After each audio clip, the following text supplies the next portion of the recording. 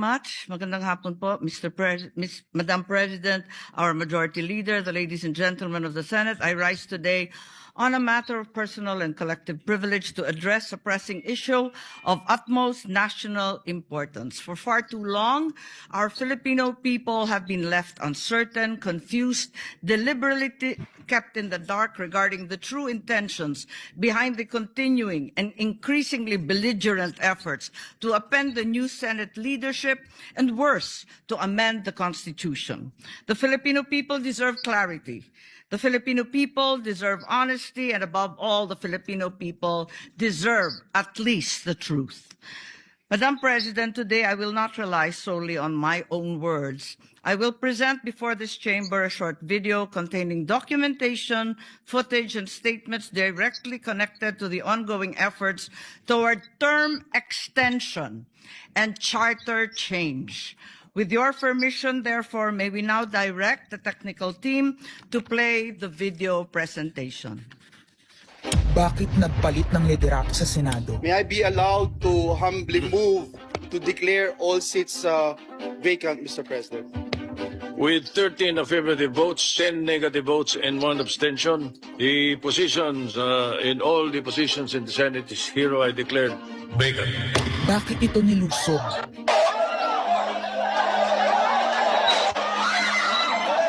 Bakit patuloy ang pananakot? Talagang garabalan, obvious na obvious, hindi isa-isa ang majority. Bakit may panggigipit? Pinakakasuhan ng Ombudsman si Senator Rodante Marcoleta ng plunder at indirect bribery.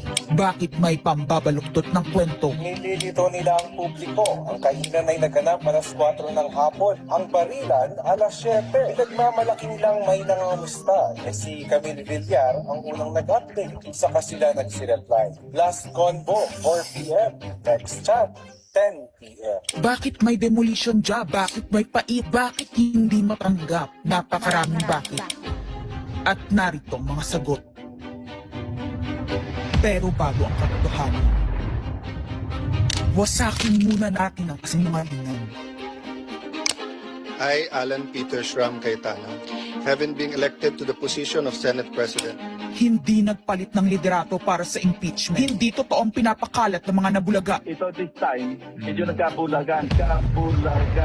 Ang impeachment ay labanan ng numero. Hindi ang mga Duterte aligned ang dapat mangamba, kundi ang mga sa umpisa pa lang ay may hatol na. Ang sinasabi, sir, ng ibang mga kritiko, itong Senate leadership shake-up ay tungkol lang daw sa impeachment. Lahat na i-connect. As I told you, may 12 kami. Si Bato is 13.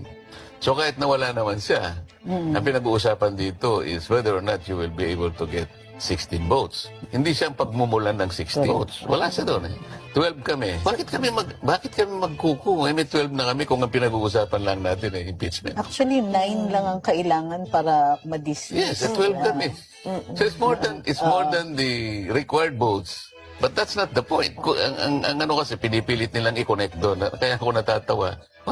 Where is the connection there? Gusto pang ipa-inhibit ang mga tinatawag nilang Duterte-aligned senators. Nananawagan pa ng partial kuno at pagiging patas. Pero sa publiko, may mga pahayag na hindi makakatakas. While VP Sara is in power, the threat of a full-blown Duterte comeback is still a very real and present danger. Bakit ganito ang desperasyon? Bakit hindi maikubli ang gigil? No. Bakit natataranta ang lahat? Mr. Speaker, I move to endorse to the Senate the resolution setting forth the articles of impeachment. Narito ang pagsisiwala.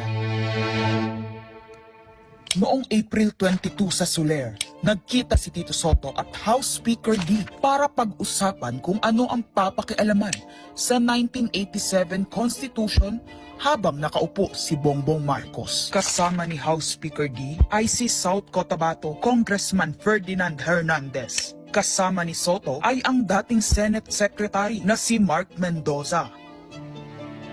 Konas ang gusto nilang mode ng charter change. Muling isinusulong sa Kamara ang charter change o pag-amyenda sa konstitusyon sa pamamagitan ng Constitutional Convention. Is something big brewing inside the government. The claims of a possible no election senaryo. Ang pag-aamyenda ng konstitusyon sa pamamagitan ng Constituent Assembly. At para makakuha ng suporta sa Senado at sa Kongreso, ito dapat ang mga nilalaman.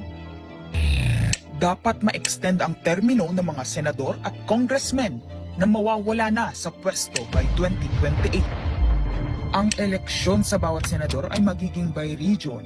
Nagdiskusyon sila kung 2 o 3 senador per region. Kinumpute nila kung mayroong 18 regions, nasa 36 o 54 ang magiging senador. Lumutang din ang usapang para hindi makaporma si Inday Sara sa 2028, gawing 50 years old ang edad ng pwedeng tumakbo. Pero nagpanukala rin si Soto na pwedeng gawing 35 years old para kay Vico Soto. Dahil ipagmamayabang niyang kayang talunin nito si Inday Sara. Meron ako inadagdag maganda, Vicky.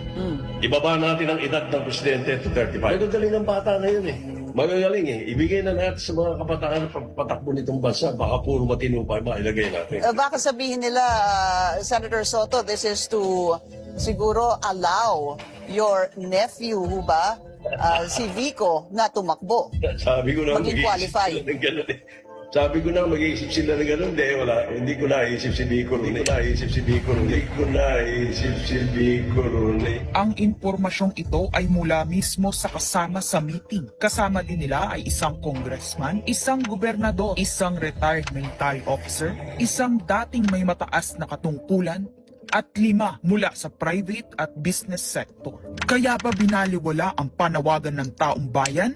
Kaya ba binaliwala ang paalala ng Iglesia ni Cristo?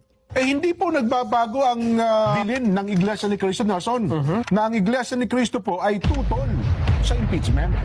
Kaya ba nagtatapang-tapangan ang mga umaastang bida sa ginagawa nilang tunay na drama? Kaya ba nila sinasabing hindi sila natatakot sa eleksyon ay dahil alam nilang walang eleksyon na magaganap? Hindi po kami natatakot sa susunod na eleksyon. At ang boto sa impeachment ay refleksyon ng boto sa pagsira sa 1987 Constitution. Pabor ang karamihan sa mga pagbabago sa saligang batas, lalo na sa usaping ekonomiya. Ngunit kung papakialaman ng iilan ang konstitusyon para maghari-harian at para sa pansariling kapakinabangan, makapwesto ng matagal o mailuklok ang kamag-anak, humanda kayo sa galit ng bayan. Ang pagpapalit ng liderato sa Senado ay hindi kakaiba. Ito ay nakabase sa prioridad at gusto ng mga senador. Bumabahana ng ebidensya laban kina Bongbong Marcos, Liza Marcos, Sandro Marcos at Marvin Romualdez. Kailangan ng may bayag sa Blue Ribbon Committee. Ipinangako na sa mga korap na mambabatas ang perang malilikom sa 2027. 2028 national budget. Dapat pigilan. 2028, alam natin that's the election budget. And it was assured to the congressman, this will also be the CONAS budget.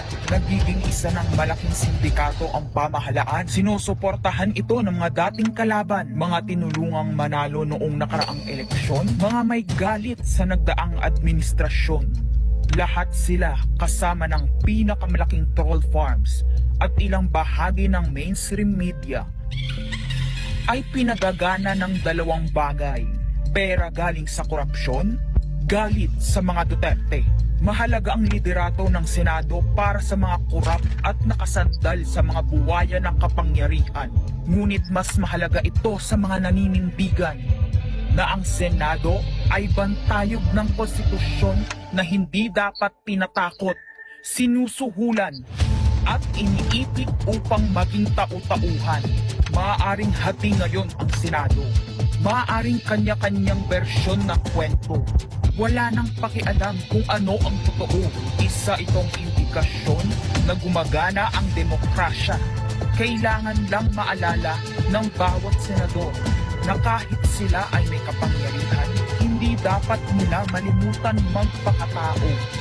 Sa kabila ng lahat ng problema, pinakamababang halaga ng piso sa kasaysayan, mataas na bilihin at gasolina, kawalan ng trabaho, halos wala nang makain, nagpapakamatay na mga magsasaka. Ang inuuna ay politika, impeachment at kung ano-anong propaganda para mabalik ang kontrol sa Senado ng mga nangako na maisakatuparan ang pagpapahaba ng panahon sa kapangyarihan.